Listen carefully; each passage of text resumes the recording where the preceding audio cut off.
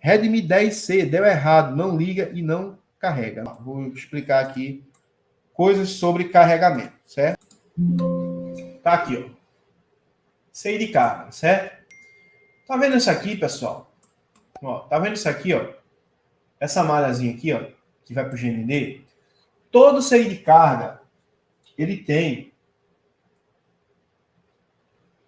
essas malhas aqui que vão pro GND. Isso aqui é gerado uma corrente aqui, certo?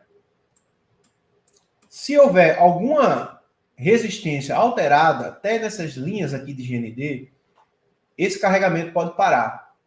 Aí o que acontece aqui? Muitas vezes, o técnico, né, quando ele só faz o básico, só faz as verificações básicas, para você ver o que você deve verificar. Por que existem técnicos que reparam e outros que só têm um conhecimento básico do assunto, né? Às vezes mede até uma coisinha ou outra, mas não tem resultados de fato. Por quê? Porque isso aqui, ó, no momento que eu tenho uma falha de carga, eu tenho que prestar atenção em todo o bloco do circuito. Não é apenas tirar e colocar o componente. Eu preciso verificar se esse setor aqui está bem, certo?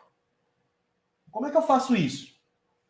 O aparelho não está carregando. Sim, não está carregando, mas está ligando. Se o aparelho liga, então eu devo ter aqui, ó, essa tensão de PMIC para o meu componente aqui, né? Então, onde é que eu pego? No resistor R2322, certo? Então, venho aqui no R2322, pego meu multímetro, isso aí eu não vou levar nem um minuto para verificar isso.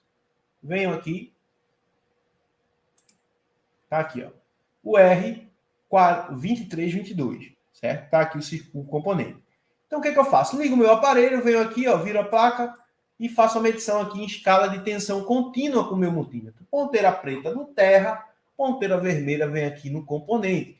E aqui, pessoal, deve ter, pelo menos em um lado aqui, deve ter uma tensão de 1,8 volts.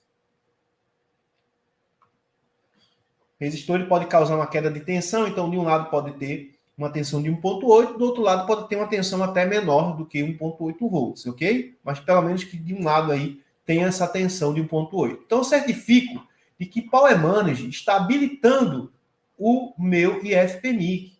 Por quê? Porque se houver uma falha de Power Manage para o meu IFPMIC, eu tenho uma falha de carregamento, não pelo meu IF, mas eu tenho uma falha de carregamento pelo meu Power Manage. O Power Manage é o responsável por chavear a alimentação nas placas? Não. O Power Manage, na grande maioria, né? Claro, tem alguns Power Manage que fazem essa função também, mas aí é casos específicos.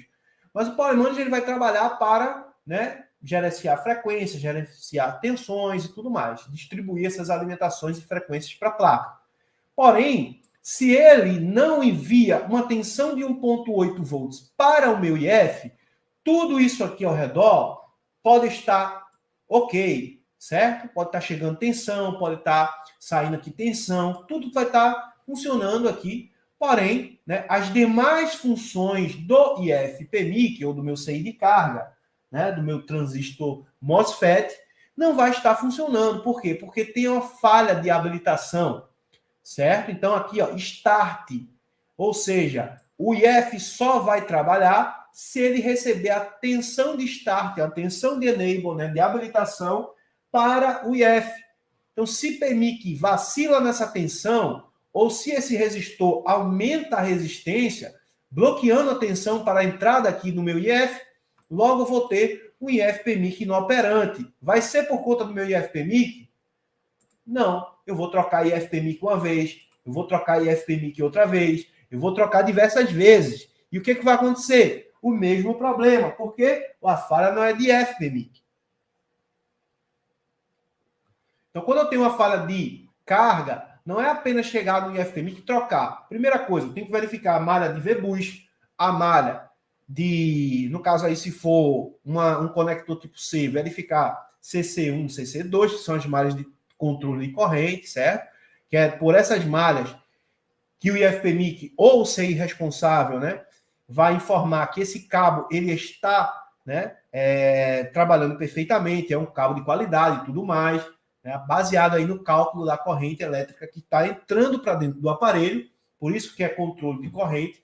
Então, baseado nisso, né, vamos ter também malha de USB, de hub, né, que algumas malhas aí, para que haja um carregamento acelerado, precisa estar funcionando perfeitamente. Então, isso aí a gente consegue verificar em teste simples, teste com o dock teste, com o dock, né, de carga, você consegue fazer uma verificação para analisar essas linhas. Tem aí, por exemplo, os valores universais em condução reversa, né? Então, você não precisa nem de esquema elétrico para verificar essas linhas, né? Verifica essas linhas, tá todas ali ok, então a gente desconfia de que algo está acontecendo com o meu IFPMIC. Mas será que é ele que está causando a falha? Não, eu não vou chegar e vou tirar o meu IFPMIC da placa sem primeiramente verificar o que pode estar acontecendo ao redor dele. Então, se eu tenho aqui, ó, por exemplo, resistências ligadas ao GND, essas resistências também devem ser verificadas. Aqui diz que eu tenho que ter uma resistência de 10K.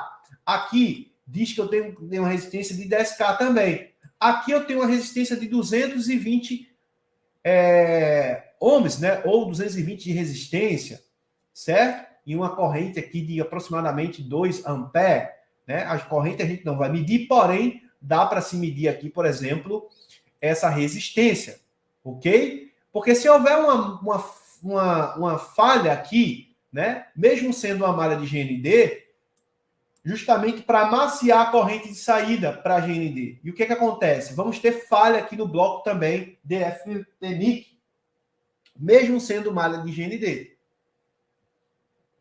Então, mesmo que você não saiba, não sei o que é isso, é reg GN, não sei o que é. Verifique os componentes, cara.